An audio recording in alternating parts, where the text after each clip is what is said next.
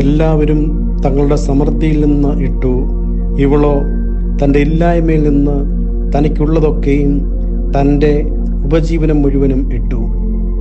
സമ്പത്ത് മിക്കപ്പോഴും മനുഷ്യരിലെ സ്നേഹത്തിൻ്റെയും കരുണയുടെയും ഉറവകളെ വറ്റിച്ചു കളയുന്നു. ദരിദ്രർക്കാണ് ദാരിദ്ര്യത്തിൻ്റെ ദുരിതങ്ങളെ കൂടുതലായി അറിയുവാൻ കഴിയുന്നത്.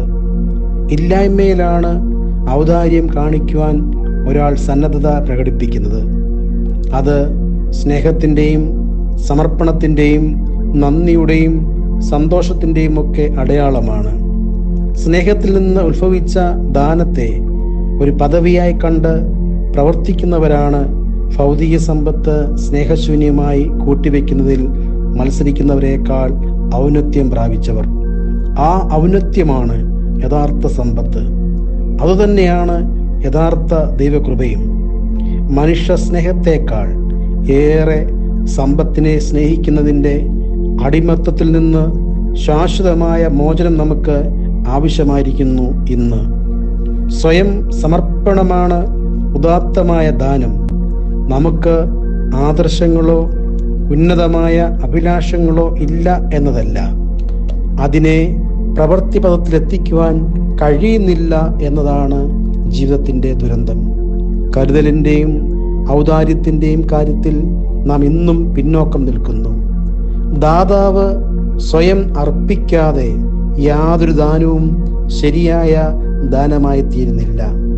ഇല്ലായ്മയിൽ നിന്നാണ് ഇവിടെ വിധവയായ ആ സ്ത്രീ ദാനം ചെയ്യുന്നത്. അത് അവളുടെ ദൈവത്തോടുള്ള സ്നേഹബന്ധത്തെ കാണിക്കുന്നു. സ്വയം സമർപ്പണത്തിൻ്റെ ഏറ്റവും ഉദാത്തമായ മാതൃക യേശുക്രിസ്തു മാത്രമാണ്. അവൻ്റെ ദാനത്തോടും കൃപയോടുമുള്ള നന്ദിയും സ്നേഹവും നിറഞ്ഞ പ്രതികരണമായിരിക്കണം ക്രിസ്തീയ ദാനം.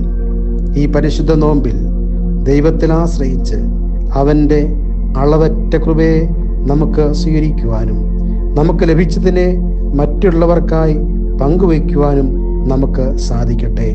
നമുക്ക് പ്രാർത്ഥിക്കാം. കാരുണ്യവാനായ കർത്താവേ, അവിടുന്ന് അടിയങ്ങൾക്ക് നൽകിയിരിക്കുന്ന സമ്പത്തിനെ സ്നേഹത്തോടെ പങ്കുവയ്ക്കുവാൻ ഞങ്ങൾക്കിടയാകണമേ. പൂർണ്ണ മനസ്സോടെ ദാനം ചെയ്യുവാൻ ഞങ്ങളെ അങ്ങ് പഠിപ്പിക്കണമേ. ആമീൻ.